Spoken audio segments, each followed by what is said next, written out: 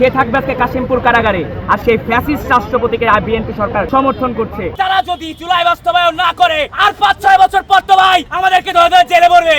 আমরা ছাত্ররা যদি শেখ হাসিনাকে বাংলাদেশ থেকে বিতাড়িত না করতাম, তাহলে কি আজকে বিএনপি সরকার ক্ষমতায় আসতে পারতো? বিএনপি আজকে এত বড় গাদ্দারি আমাদের সাথে করতে পারবে? জুলাই সনদকে বাস্তবায়ন করতে হবে, করতে হবে। নির্বাচনের পর বিএনপি সরকার ক্ষমতায় আসলো, কিন্তু রেখে গেল কি? সেই স্বৈরাচারী রাষ্ট্রপতিকে কিন্তু তারা রেখেই গেল। এই আজকে কি রাষ্ট্রপতির কি আজকে এখানে বসার কথা ছিল? আজকে কি তার সংসদে বসার কথা ছিল? তার আজকে থাকার কথা ছিল জেলে। সে থাকবে আজকে কাশিমপুর কারাগারে, আর সেই রাষ্ট্রপতি, সেই ফ্যাসিস্ট রাষ্ট্রপতিকে বিএনপি সরকার তাদেরকে সমর্থন করছে। এটা কেমন? এটা কি আমরা কখনো মানতে পারবো? এটা তো আমাদের জুলাইয়ের যোদ্ধাদের উপর তাদের অবহেলিত করা হচ্ছে। আজকে তো জুলাই সনদ বাস্তবায়ন হচ্ছে না তাদের জন্য। এটাকে কিভাবে জুলাই সনদ বাস্তবায়ন করা হয়, যেখানে এই ফ্যাসিস্ট রাষ্ট্রপতি এই সংসদ ভবনে বসেছে? আমরা কি এটা কখনো মেনে নিতে পারবো? এটা কখনোই আমরা মানতে পারবো না। আজকে আমাদের দাবি একটাই, যে এই রাষ্ট্রপতিকে ক্ষমতাচ্যুত করতে হবে। তার ভাষণ আমাদের কানে কখনোই বাজবে না, তার ভাষণ আমরা একদমই সহ্য করতে পারবো না। সে একজন ফ্যাসিস্ট সরকারের রাষ্ট্রপতি ছিল। বিএনপি সরকার আমাদের সাথে এটা কেমন করে করতে পারলো?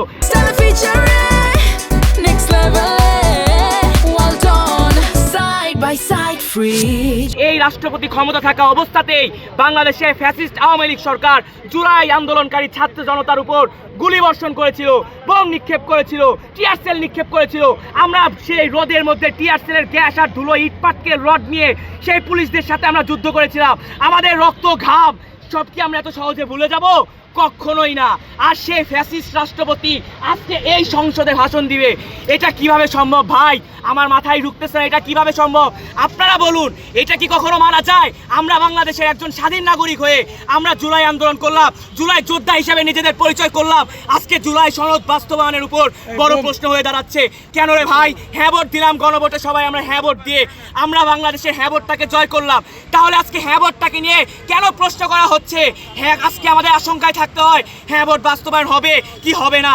কেন আজকে জুলাই সনদকে নিয়ে আমাদের কেন ভয় থাকবে?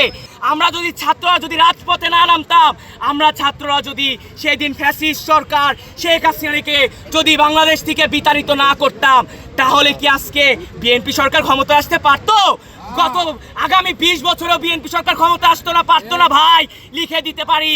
কারণ যতবার নির্বাচন হয়েছে ততবারই আমরা দেখেছি আওয়ামী লীগ সরকারের অধীনে নির্বাচন হয়েছে, একটি নির্বাচন সুষ্ঠু নির্বাচন হয় নাই। আমি বলতে পারি আওয়ামী লীগ সরকার আমলে যতবার ভোট দিতে গিয়েছি, আমি বিএনপির ব্যালট পেপারে ভোটটা দিয়েছিলাম, কিন্তু একটা বারও বিএনপি ক্ষমতা আসতে পারেনি। কেন আসতে পারো নাই? কারণ প্রত্যেকটা নির্বাচন হয়েছে আওয়ামী লীগ সরকারের অধীনে।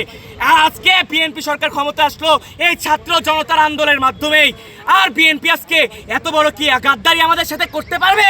তারেক রহমান নিজের মুখে বলেছিল ব্যালট পেপারে সবাই হ্যাঁ ভোট দিবেন।